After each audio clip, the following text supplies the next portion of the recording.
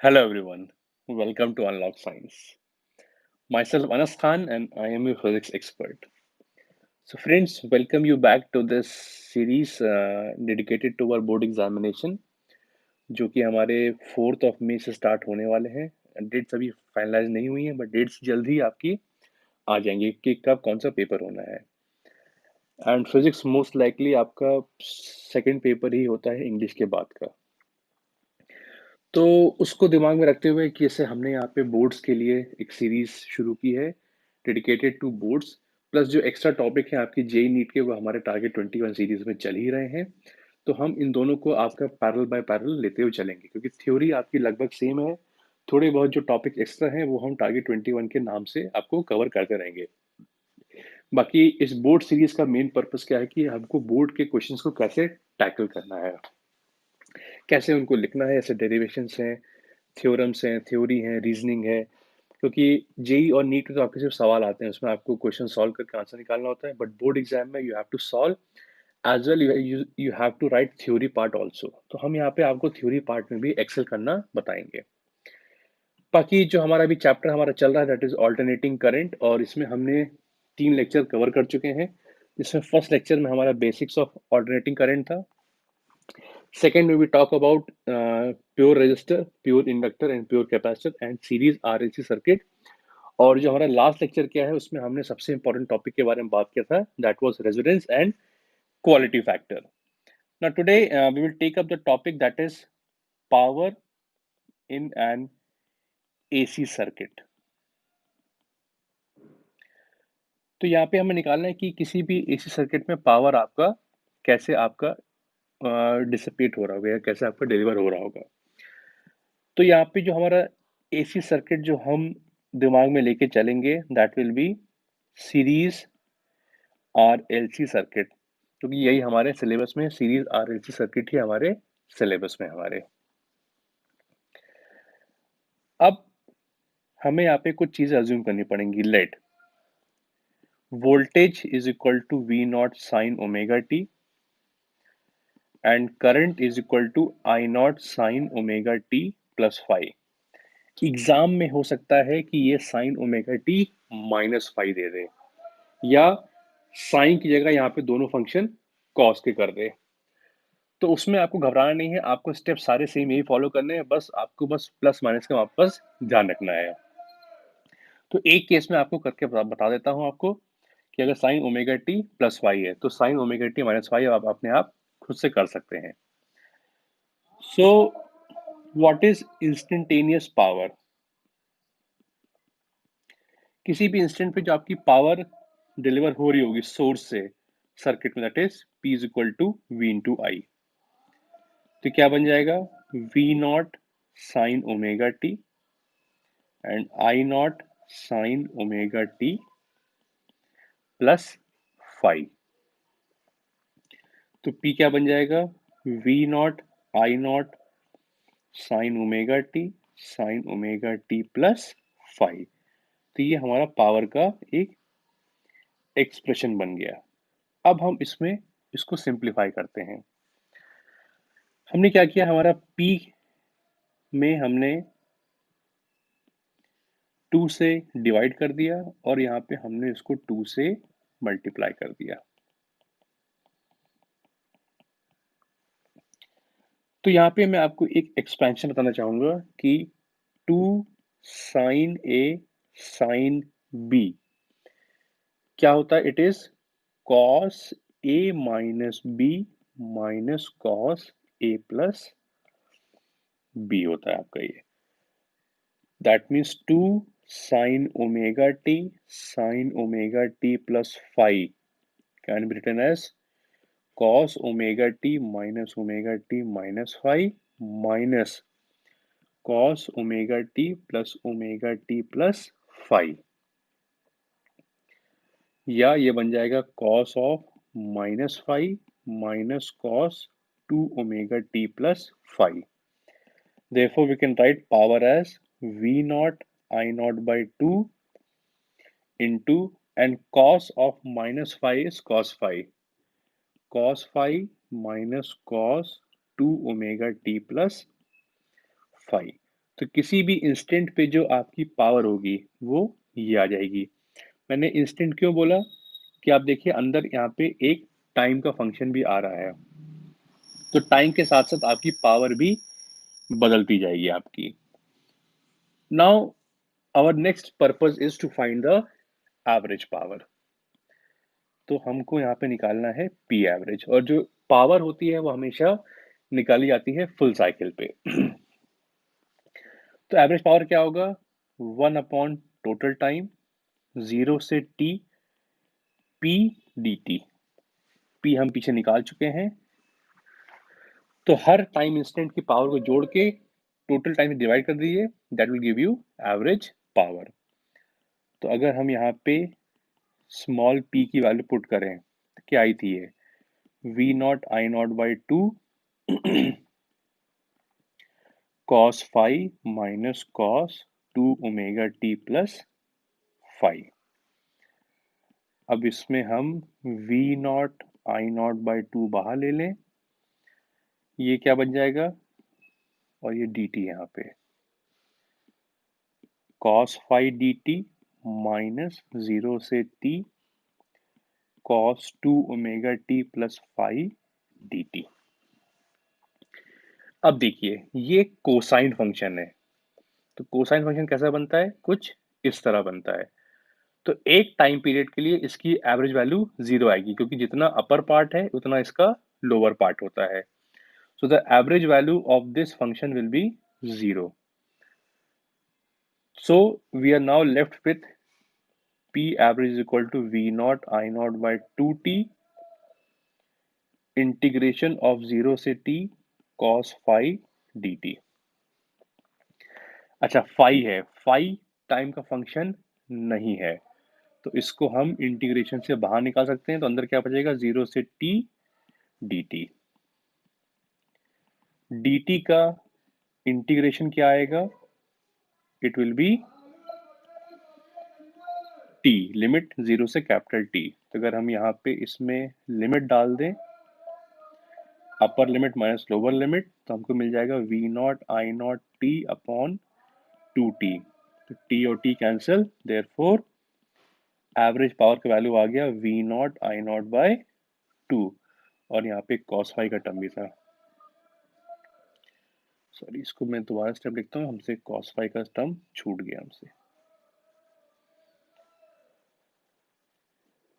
तो ये बन जाएगा आपका v naught I naught by 2t cos phi t 0 से कैपिटल T। तो जब लिमिट पुट करोगे t माइनस 0, तो ये t से कैंसिल हो गया, तो हमारा जो p एवरेज का वैल्यू है वो कितना आ जाएगा? v naught I not cos phi by 2 आ गया ये। This is the value of the average power which will we get for a series RLC circuit. अब चाहो तो इसको आप cos omega t plus five के लिए करिए या cos omega t minus five के लिए कर लिए, आएगा वैल्यू आपका यही आएगा। तो फंक्शन आपको बस ध्यान रखना कि आपको एग्जाम में क्या दिया है। कोई स्पेसिफिक फंक्शन नहीं दिया है तो आप कोई भी पुट करके सॉल्व कर सकते हैं। अब हम इस फंक्शन को थोड़ा सा बदलते हैं। v naught I not cos five by 2 आया है, इस 2 को हम ऐसे लिखते हैं √2 इंटू √2। क्यों किया? इसका पर्पज है, ये बन जाएगा v not by √2 into I naught by √2 into cos five. And peak value upon RMS, sorry, peak value upon √2 is RMS value, तो VRMS into IRMS into cos five. therefore average power can also be written as VRMS VRMS IRMS cos phi. So this is the average power which we will get on solving the given relation of P and I. तो हमने यहाँ पे पहले निकाला था instantaneous power, जो time के term में दिया हुआ था, वो इसकी वैल्यू आपकी ये रही। This is instantaneous power and this is your average power. अब इसमें एक टर्म होता है जिसको हम कहते हैं, there's a term known as power factor. तो पावर फैक्टर आपका क्या चीज होती है आपकी? तो जैसे हमने कल के लेक्चर में हमने बनाया था इम्पीडेंस ट्रायंगल, तो ये कुछ इस तरह था आपका। या पावर फैक्टर का हम देखें, ये हमारा आर होता है, और या तो इम्पीडेंस ट्रायंगल कुछ ऐसा बनेगा, एक्सएल माइनस एक्सई जैसा,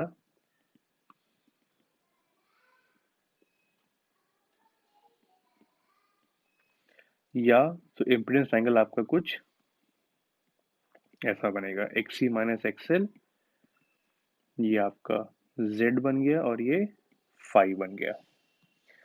तो mathematically power factor is defined as cos phi, और कॉस फाई क्या होगा? Base upon hypotenuse. तो ये तो आपका इम्पीडेंस ट्रायंगल से आपका पावर फैक्टर आया।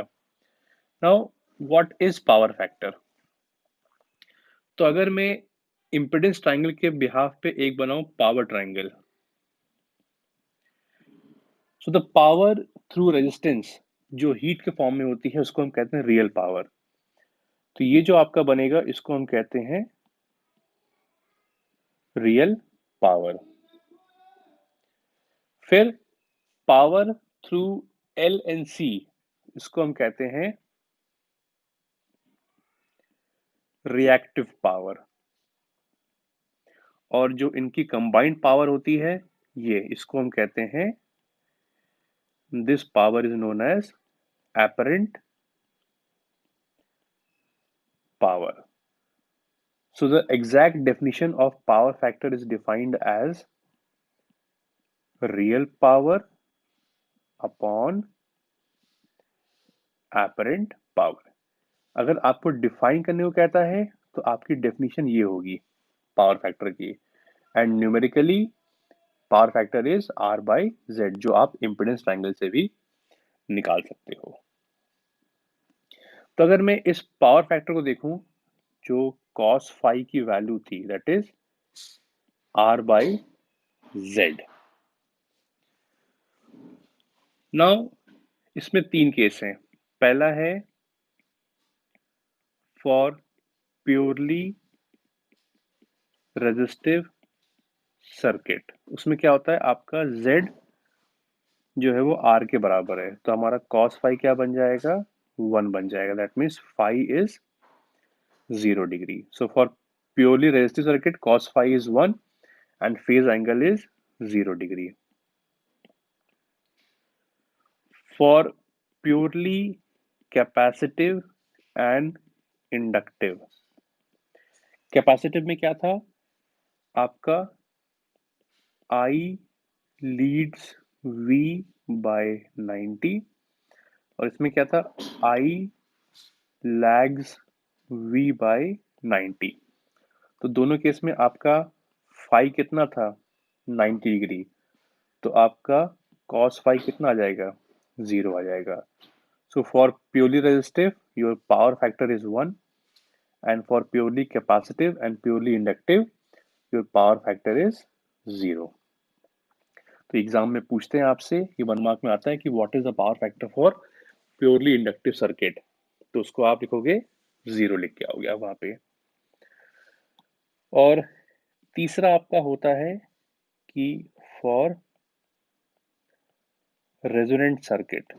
तो रेजोनेंट सर्किट में क्या होता है? एक्सएल एक्सी के बराबर होता है, तो Z बनता है R के बराबर। तो जब Z R के बराबर होगा तो आपका cos फाई क्या होगा? 1 होगा, और फेज एंगल क्या होगा? Phase angle will be 0 degree. तो ये आपके तीन केस हैं, इसको आपको ध्यान रखना है। तो अगर मैं इसी तीनों केस में पावर निकालूंगा तो इसमें हमारा P एवरेज कितना आएगा? V R M S into I R M S. Cos phi 1 है तो आपका प्योरली रेजिस्टिव सर्किट में आपका जो एवरेज पावर है वो V R M S into I R M S. और इस केस में आपका एवरेज पावर 0 आएगा, क्योंकि एवरेज पावर का फॉर्मूला क्या है? V R M S into I R M S into cos phi, और कॉस फाई एक प्योरली कैपेसिटिव और प्योरली इंडक्टिव का 0 है। So average power for purely capacitive and purely inductive circuit is 0. और resonant circuit में क्या है, आपका P एवरेज जो होगा that will be equal to VRMS into IRMS, क्योंकि आपका फेज एंगल यहाँ पे 0 है तो आपका पावर फैक्टर 1 है आपका यहाँ पे। तो यहाँ पे हमने बात की एवरेज पावर की, बात की इंस्टेंटेनियस की पावर की, बात की, and we talked about power factor. Lastly we need to talk about a term that is known as wattless current. अब ये नाम ऐसा क्यों पड़ा उसको हम देखते हैं। तो सपोज आपका जो वोल्टेज, हमने यहाँ पे देखो क्या सर्किट, अगर आप देखो इक्वेशन देखो हमने क्या लिखा है, कहाँ गया, ये देखिए वोल्टेज के रिस्पेक्ट में करंट फाई एंगल आगे चल रहा है। तो अगर मैं इसका फेजर बनाऊं मैं, तो सपोज ये मेरा वोल्टेज है और ये मेरा करंट है। ये वोल्टेज हो गया और ये मेरा करंट हो गया। इसको हम VRMS ले लेते हैं और इसको हम लेते हैं IRMS। ये एंगल फाई है। तो अगर मैं इस करंट के कंपोनेंट लूं मैं, तो ये कंपोनेंट कौन सा होगा, IRMS cos फाई, और ये कंपोनेंट क्या होगा, IRMS sin फाई। तो अभी हमने देखो पीछे क्या निकाला है, P एवरेज क्या निकाला था, VRMS into IRMS into cos phi. तो अगर मैं करंट के cos कंपोनेंट से वोल्टेज मल्टीप्लाई करता हूं तो मुझे कौन सा पावर मिलता है, ये पावर जो आपका डिसिपेट हो रहा है, जो वॉट में लिखा जाता है। वॉट का मतलब क्या है, ये आपका वो पावर है जो हीट के फॉर्म में आपका जा रहा है, इसको हम कहते हैं, ये करंट आपका वॉट वाला करंट होता है ये। फिर जो आपका एक पावर होता है, दूसरा पावर क्या होगा, अगर मैं वोल्टेज को करंट के साइन कंपोनेंट से मल्टीप्लाई कर दूं, तो ये जो आपका पावर होता है, this power is not in the form of heat. Basically ये आपका रिएक्टिव पावर होता है। It is the power which is being liberated through L and C। L में क्या होता है, एक साइकिल में होता है मैग्नेटाइज और एक में होता है डीमैग्नेटाइज। C में क्या होता है, एक में होता है चार्ज, एक में होता है डिस्चार्ज। तो रिएक्टिव पावर जो होता है हीट के फॉर्म में नहीं होता है, तो इसका यूनिट आपका वॉट नहीं होता है। इसका जो होता है unit that is KVAR, kilo volt ampere. ये आपकी रिएक्टिव पावर होती है। So since this power is not in the form of heat, तो जो पावर हीट में होता है उसका यूनिट होता है वॉट। सिंस करंट का ये कंपोनेंट पावर थ्रू L और C होता है जो हीट के फॉर्म में नहीं होता है, इसीलिए इसको हम बोलते हैं वॉटलेस करंट कहते हैं। इसलिए इसका नाम दिया जाता है वॉटलेस करंट। करंट नाम दिया जाता है। और ये जो पावर होता है depends both on voltage and current. तो अगर आप देखो जो आपके ट्रांसफार्मर्स होते हैं वो केवीए में होते हैं, जनरेटर जो होते हैं वो केवीए में होते हैं, क्योंकि उनमें जो लॉस होता है वो वोल्टेज करंट दोनों पे डिपेंड करता है, और वो रिएक्टिव पावर होते हैं, power through L and C, जो हीट के फॉर्म में नहीं होते हैं, इसीलिए इसको हम बोलते हैं वॉटलेस करंट कहते हैं। तो ये सब टर्म आपके आते हैं 1 मार्क में डिफाइन करने को आते हैं, डिफाइन वॉटलेस करंट। तो इन सबको आपको ध्यान रखना है। So friends, this lecture was all about power through AC circuits. पहले वो हमने वो derive किया, पहले हमने निकाला कि what is your instantaneous power, then we found out the average power, and then we talked about the term known as power factor. उसके बाद हमने बात किया कि एक purely resistive, purely capacitive, inductive और रेजोनेंट सर्किट में पावर की वैल्यू क्या क्या होगी। And in the last we talked about wattless current, जो किसी भी करंट का जो साइन कंपोनेंट है वो वोल्टेज से मल्टीप्लाई करोगे, that will give you wattless current. So I hope कि आपको ये लेक्चर पसंद आया होगा, समझ में आया होगा। तो आप प्लीज़ हमको हमारे वीडियो को लाइक करें, इसको आप शेयर करें अपने फ्रेंड्स में शेयर करें, अपने स्टडी सर्कल में शेयर करें ताकि उनको भी इन वीडियो से फ़ायदा मिल सके। एंड अगर आप हमसे नए जुड़ रहे हैं तो प्लीज़ हमको सब्सक्राइब करें।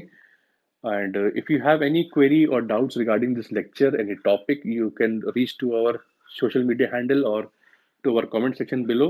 उसमें आप लिखें and we will try to address as soon as possible. So friends, keep working hard and stay tuned.